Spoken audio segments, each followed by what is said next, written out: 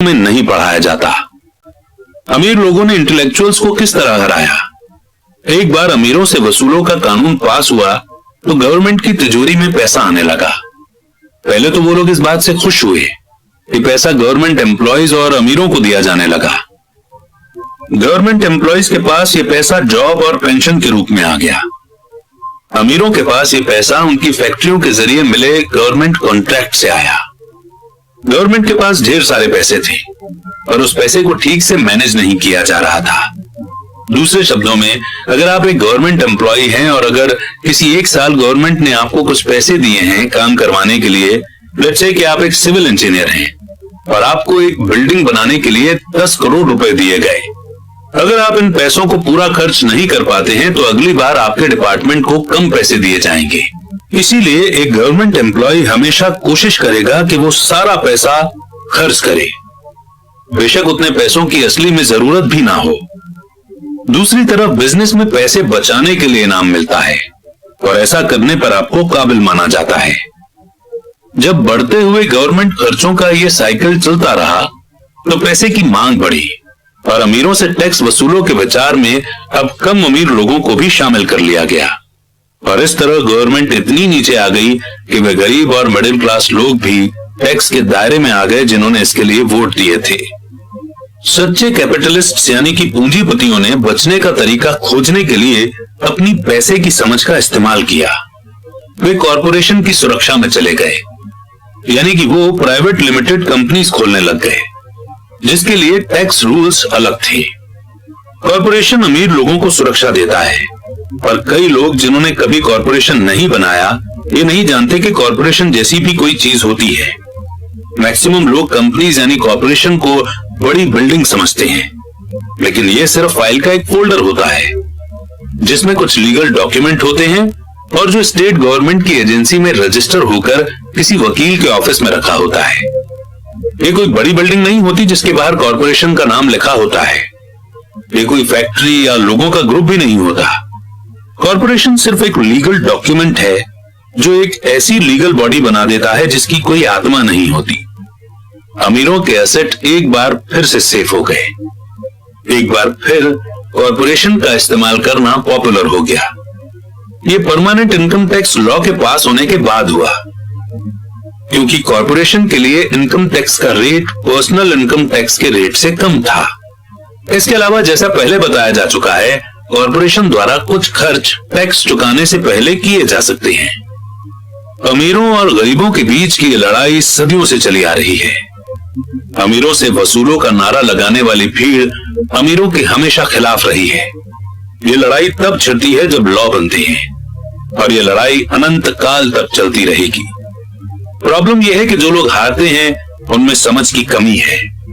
हारने वाले वो लोग हैं जो हर सुबह उठकर तैयार होते हैं और अपने जॉब में कड़ी मेहनत करते हैं और उस पर टैक्स देते हैं। अगर वे ये समझ पाते कि अमीर लोग किस तरह से पैसे का खेल खेलते हैं तो वे भी इस खेल को उसी तरह से खेल सकते हैं। फिर वे भी पैसे से आजाद हो सकते हैं और अमीर बन सकते हैं। इसलिए मैं हर बार शॉक्ड हो जाता हूं जब भी मैं किसी को अपने बच्चे को यह सलाह देते सुनता हूं कि स्कूल जाओ ताकि सिक्योर जॉब मिल सके। जिस एम्प्लॉय में पैसे की समझ नहीं है वो बच नहीं सकता, चाहे उसकी जॉब कितनी भी सिक्योर क्यों ना हो। एवरेज अमेरिकी आदमी आज गवर्नमेंट को 50% का टैक्स देता है, यानी एक साल में अगर वो 12 महीने काम कर रहा है तो उसमें से उसने 5 से 6 महीनों तक सिर्फ गवर्नमेंट के लिए काम किया ताकि वो टैक्स चुकाने के लिए पैसे जमा कर सके। मेरे विचार में इस समय बहुत ज्यादा है। आप जितनी ज्यादा मेहनत करते हैं आपको गवर्नमेंट को उतना ही ज्यादा टैक्स देना पड़ता है। इसलिए मेरा मानना है कि अमीरों से वसूलों का नारा उन्हीं लोगों पर भारी पड़ गया जिन्होंने इसके लिए वोट दिया था। हर बार लोग अमीरों को सजा देने की कोशिश करते हैं। अमीर लोग चुपचाप उसका पालन नहीं करते हैं, बल्कि वे पलट कर वार करते हैं। उनके पास पैसा, ताकत और इरादा होता है जिनके दम पर वो चीजों को बदल सकते हैं। वे चुपचाप बैठकर अपनी मर्जी से ज्यादा टैक्स नहीं चुकाते। वे ऐसे तरीके खोजते हैं जिनसे उन पर टैक्स का कम से कम बोझ पड़े। इसके लिए वे बुद्धिमान और स्मार्ट वकीलों और अकाउंटेंट्स की सर्विस लेते हैं और पॉलिटिशियंस को मनाते हैं कि वे कानून बदलें या कानूनी बचाव के रास्ते बनाएं। उनके पास बदलाव करवाने के लिए जरूरी रिसोर्सेज होते हैं। अमेरिका का टैक्स कानून भी टैक्स बचाने के लिए कई रास्ते ऑफर करता है। इनमें से ज्यादातर रास्ते हर एक के लिए खुले हैं, पर इनका फायदा आमतौर पर अमीर लोग ही उठाते हैं क्योंकि वे इनकी खोज करते हैं, और ऐसा इसलिए होता है क्योंकि वे अपने काम से काम रखते हैं।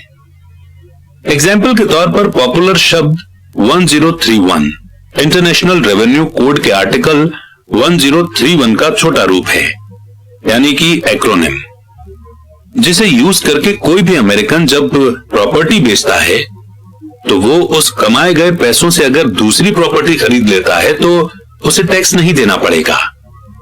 रियल एस्टेट एक ऐसा कैपिटल इन्वेस्टमेंट है जो इतना बड़ा टैक्स बेनिफिट देता है। जब तक आप कम कीमत की प्रॉपर्टी बेचकर ऊंची कीमतों में बड़ी प्रॉपर्टी खरीदते रहते हैं तो आपको तब तक टैक्स नहीं देना पड़ता जब तक कि आप उसे कैश ही न रखना चाहें। जो लोग कानून द्वारा दी गई इन छूटों यानी एग्जेम्पशंस का फायदा नहीं उठाते, वे अपने एसेट वाले कॉलम को बनाने का एक बहुत बड़ा मौका खो देते हैं। गरीबों और मिडिल क्लास के पास उतने रिसोर्सेज नहीं होते। वे चुपचाप बैठे रहते हैं और गवर्नमेंट की सुइयों को अपने हाथों पर लगने देते हैं और ब्लड डोनेशन की इजाजत दे देते हैं। आज मैं ज्यादा टैक्स चुकाने वाले या कम छूट लेने वाले लोगों की संख्या से लगातार शॉक्ड होता रहता हूं, और वे ऐसा इसलिए करते हैं क्योंकि वे गवर्नमेंट से डरते हैं। और मैं जानता हूं कि गवर्नमेंट टैक्स एजेंट कितना डरावना होता है। मेरे कुछ दोस्त हैं जिनके बिजनेस बंद हो गए हैं और इसके लिए गवर्नमेंट दोषी थी। मुझे ये सब पता है, पर जनवरी से लेकर मई के पहले 15 दिनों तक गवर्नमेंट के लिए काम करना एक बहुत बड़ी कीमत है जो हम टैक्स के डर के कारण चुकाते हैं। मेरे गरीब डैडी ने कभी पलटवार नहीं किया, मेरे अमीर डैडी ने भी ऐसा नहीं किया। उन्होंने सिर्फ गेम को बुद्धिमानी से खेला और उन्होंने ऐसा कॉरपोरेशंस के जरिए किया जो अमीरों का सबसे बड़ा सीक्रेट है। अमीर डैडी से मेरा पहला सीखा गया लेसन आपको याद होगा। मैं 9 साल का बच्चा था और मुझे उनसे बात करने के लिए बहुत समय तक इंतजार करना पड़ा था। मैं अक्सर उनके ऑफिस में बैठकर उनका इंतजार करता था। वे जानबूझकर मुझे नजरअंदाज करते रहते थे। वे चाहते थे कि मैं उनकी ताकत को पहचानूं और एक दिन खुद भी इतना ही ताकतवर बनना चाहूं। जितने भी समय तक मैं उनके गाइडेंस में पढ़ा और सीखा, उन्होंने मुझे हमेशा याद दिलाया कि नॉलेज ही ताकत है और पैसे के साथ जो बड़ी ताकत आती है उसे बनाए रखने के लिए, उसे कई गुना करने के लिए सही नॉलेज की जरूरत होती है। उस नॉलेज के बिना दुनिया आपको इधर उधर धक्के मारती रहती है। अमीर डैडी, माइक और मुझे हमेशा ये याद दिलाया करते थे कि सबसे ज्यादा डरावना इंसान बॉस या सुपरवाइजर नहीं होता, बल्कि टैक्समैन होता है। अगर आप उसे मौका देते हैं तो टैक्समैन हमेशा आपसे से ज्यादा टैक्स वसूल कर लेगा। मैं पैसे के लिए काम न करूं, मेरा ये पहला लेसन दरअसल ताकत के बारे में है। अगर आप पैसे के लिए काम करते हैं तो आप ताकत को अपने बॉस के हाथ में दे देते हैं।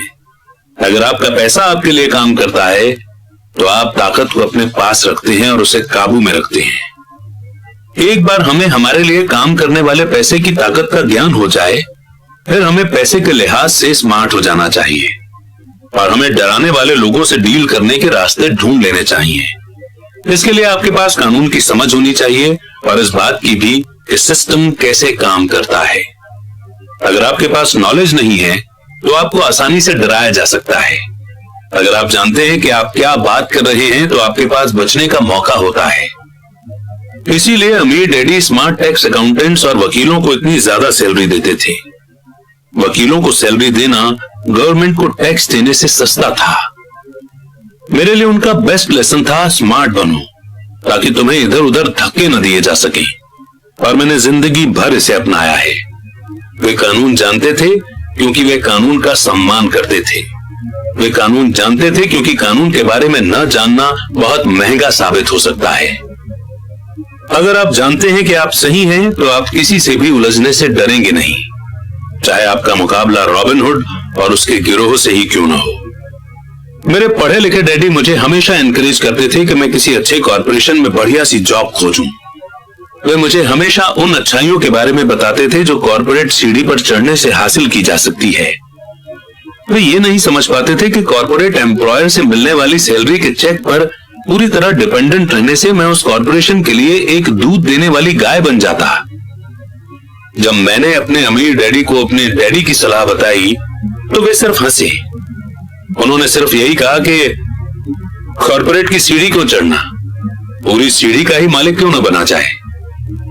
बचपन में मुझे समझ नहीं आया था कि अपने कॉर्पोरेशन के मालिक होने से अमीर डैडी का क्या मतलब था। ये एक ऐसा विचार था जो नामुमकिन और डरावना लग रहा था।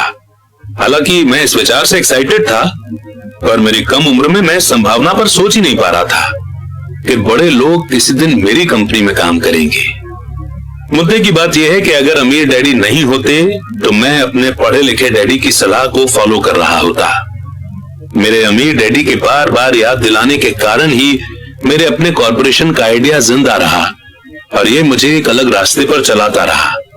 जब मैं 15 या 16 साल का था तो मैं ये जानता था कि मैं उस रास्ते पर नहीं चलने वाला जो मेरे पढ़े लिखे डैडी ने बताया है। मैं नहीं जानता था कि मैं ऐसे किस तरह करूंगा, पर मैंने पक्का इरादा कर लिया था कि मैं भीड़ के साथ नहीं चलूंगा और उस दिशा में नहीं जाऊंगा जिस तरफ मेरी क्लास के साथी जा रहे थे। इस फैसले ने मेरी जिंदगी बदल दी। जब तक मैं 25 साल का हुआ तब तक मेरे अमीर डैडी की सलाह मुझे पूरी तरह से समझ नहीं आई थी। मैंने हाल ही में मरीन कॉर्प्स छोड़ी थी और मैं जेरोक्स के लिए काम कर रहा था। मुझे बहुत पैसा मिल रहा था, पर हर बार जब भी मैं अपनी सैलरी के चेक को देखता था तो मुझे हमेशा निराशा होती थी। कटौतियां यानी डिडक्शन इतना ज्यादा था और जितना ज्यादा मैं काम करता था कटौतियां उतनी ही ज्यादा होती थी। जब मैं ज्यादा सक्सेसफुल होने लगा तो मेरे सीनियर बॉस मेरे प्रमोशन और सैलरी बढ़ाने की बातें करने लगे। ये सुनने में अच्छा लगता था, पर मैं अपने कानों में अपने अमीर डैडी की यह आवाज भी सुन सकता था। तुम किसके लिए काम कर रहे हो? तुम किसे अमीर बना रहे हो? 1974 में जेरोक्स के एम्प्लॉय के रूप में ही मैंने अपना पहला कॉर्पोरेशन बनाया और अपने काम से काम रखना शुरू कर दिया। पहले से ही मेरे एसेट वाले कॉलम में कुछ प्रॉपर्टी मौजूद थी, पर अब मैंने ठान लिया था कि उन्हें ज्यादा बढ़ाया जाए। डिडक्शन वाली सैलरी को देख देखकर मुझे अमीर डैडी की सलाह में समझदारी दिखने लगी थी। अगर मैं अपने पढ़े लिखे डैडी की सलाह पर चलता तो मुझे अपना भविष्य साफ नजर आ रहा था। कई एम्प्लॉयर ये अनुभव करते हैं कि अगर एम्प्लॉय अपने काम से काम रखें तो ये उनके बिजनेस के लिए बुरा होता है। मुझे विश्वास है कि ऐसा कुछ लोगों के साथ हो सकता है, पर मेरे साथ ऐसा नहीं हुआ था। एक बार मैंने अपने काम से काम रखने की ठान ली और अपने एसेट बढ़ाना शुरू कर दिए तो मैं एक बेहतर एम्प्लॉय बन गया। मेरे पास अब एक गोल था। मैं सुबह जल्दी आ जाता था और मेहनत से काम करता था और इस तरह ज्यादा से ज्यादा पैसे कमाता था ताकि मैं उसे रियल एस्टेट में इन्वेस्ट कर सकूं। हवाई में उस समय कीमतें तेजी से बढ़ रही थी और वहां किस्मत चमकाई जा सकती थी। जितना ही ज्यादा मुझे यह लगा कि वहां इन्वेस्टमेंट की संभावनाएं हैं, उतनी ही ज्यादा जेरोक्स मशीनें मैंने बेची। मैंने जितनी ज्यादा मशीनें बेची मुझे उतना ही ज्यादा पैसा मिला और हाँ, मेरी सैलरी के चेक से उतनी ही ज्यादा कटौतियां हुई। ये इंस्पायर करने वाला था। मैं एम्प्लॉय होने के जाल से बाहर निकलना चाहता था और इसीलिए मैं कम मेहनत करने के बजाय ज्यादा कड़ी मेहनत करता था। 1978 यानी कि 1978 तक मैं सेल्स में टॉप के 5 लोगों में से एक था।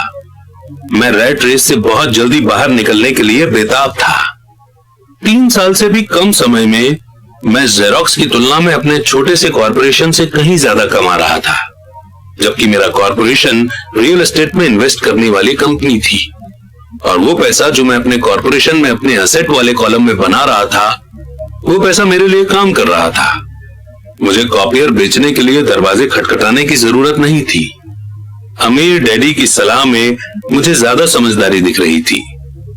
जल्दी ही मेरी प्रॉपर्टी से आने वाला कैश फ्लो इतना ज्यादा हो गया कि मेरी कंपनी ने मेरे लिए मेरी पहली कार खरीद दी। जेरोक्स के लोगों को लगा कि मैं अपने कमीशंस बेच रहा हूं, पर मैं ऐसा नहीं कर रहा था। मैं अपने कमीशन को एसेट वाले कॉलम में इन्वेस्ट कर रहा था। मेरा पैसा और ज्यादा पैसा कमाने के लिए कड़ी मेहनत कर रहा था।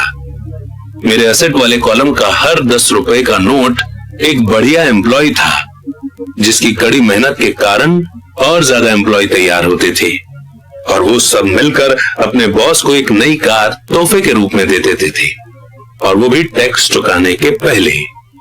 मैंने जेरोक्स के लिए ज्यादा कड़ी मेहनत करना शुरू कर दिया। मेरा प्लान सही तरह से चल रहा था और मेरी कार इसका जीता जागता सबूत थी। अपने अमीर डैडी से सीखे गए लेसन्स के कारण मैं उस रैट रेस के भ्रम से बाहर निकलने में कामयाब हो सका था और कम उम्र में ही एक एम्प्लॉयर बन गया था। ये पैसे की समझ से ही संभव हुआ था। इस फाइनेंशियल नॉलेज के बिना, जिसे मैं फाइनेंशियल आईक्यू कहूंगा, फाइनेंशियल इंडिपेंडेंस के रास्ते में बहुत ज्यादा मुश्किलें आई होती। अब मैं फाइनेंशियल सेमिनारों में दूसरों को इस आशा के साथ सिखाता हूं ताकि मैं उनके साथ अपना ज्ञान बांट सकूं। जब भी मैं लेक्चर देता हूं तो मैं लोगों को यह याद दिलाता हूं कि फाइनेंशियल आईक्यू एक्सपर्टीज के 4 बड़े फील्ड से आने वाले नॉलेज से बनता है। नंबर 1 है अकाउंटिंग, जिसे मैं फाइनेंशियल लिटरेसी कहता हूं। अगर आप अपना एम्पायर बनाना चाहते हैं तो यह बहुत इंपॉर्टेंट स्किल है। आप जितने ज्यादा पैसों के लिए जिम्मेदार होंगे उतने ही ज्यादा बारीकी की जरूरत होगी, नहीं तो आपका एम्पायर ताश के पत्तों के महल की तरह ढह जाएगा। ये लेफ्ट ब्रेन का पहलू है जिसमें डिस्क्रिप्शन या बारीकी की जरूरत है। फाइनेंशियल लिटरेसी वो काबिलियत है जिसके सहारे फाइनेंशियल स्टेटमेंट्स को पढ़ा और समझा जा सकता है। इस एबिलिटी से आप किसी भी बिजनेस की कमजोरियों और मजबूतियों को पहचान सकते हैं। नंबर 2 है इन्वेस्ट करना, जिसे मैं पैसे बनाने का साइंस कहता हूं। इसमें टेक्निक, स्ट्रेटेजी और फॉर्मूला की जरूरत होती है। ये ब्रेन का राइट पहलू है, यानी कि क्रिएटिव पहलू। नंबर 3 है मार्केट की समझ, डिमांड और सप्लाई का साइंस, यानी कि मार्केट के टेक्निकल पहलुओं को जानने की जरूरत है जो कि इमोशंस द्वारा चलाए जाते हैं। मार्केट का दूसरा एलिमेंट इन्वेस्टमेंट की फंडामेंटल या फाइनेंशियल समझ है। क्या किसी इन्वेस्टमेंट पे समझदारी है या मार्केट की करंट सिचुएशन के हिसाब से ऐसा करना नासमझी है? कई लोग ये सोचते हैं कि मार्केट को समझना या इन्वेस्टमेंट के कॉन्सेप्ट बच्चों को समझ नहीं आएंगे क्योंकि ये कॉम्प्लेक्स होते हैं। वे ये नहीं देख पाते कि बच्चे इन सब्जेक्ट्स को एक्सपीरियंस से समझ लेते हैं। जो लोग एल्मो डॉल के बारे में नहीं जानते होंगे उनके लिए ये एक सीसम स्ट्रीट कैरेक्टर थी, जिसे क्रिसमस के पहले बच्चों में खूब प्रमोट किया गया था। लगभग सभी बच्चे इसे खरीदना चाहते थे और अपनी क्रिसमस की लिस्ट में उन्होंने इसे सबसे ऊपर रखा था। पर क्रिसमस के लिए इसका एडवर्टीजमेंट करने के बाद जब ये मार्केट से गायब हो गई तो कई लोग ये सोचने लगे कि कंपनी ने जानबूझकर तो इसे गायब नहीं कर दिया है। इसकी डिमांड बहुत ज्यादा थी और सप्लाई बहुत कम, इसलिए मार्केट में भगदड़ और हड़बड़ी का माहौल बन गया। स्टोर्स में जब खरीदने के लिए कोई डॉल नहीं बची तो दुकानदारों और दूसरे खिलौने बनाने वालों ने इसमें प्रॉफिट कमाने का मौका देखा।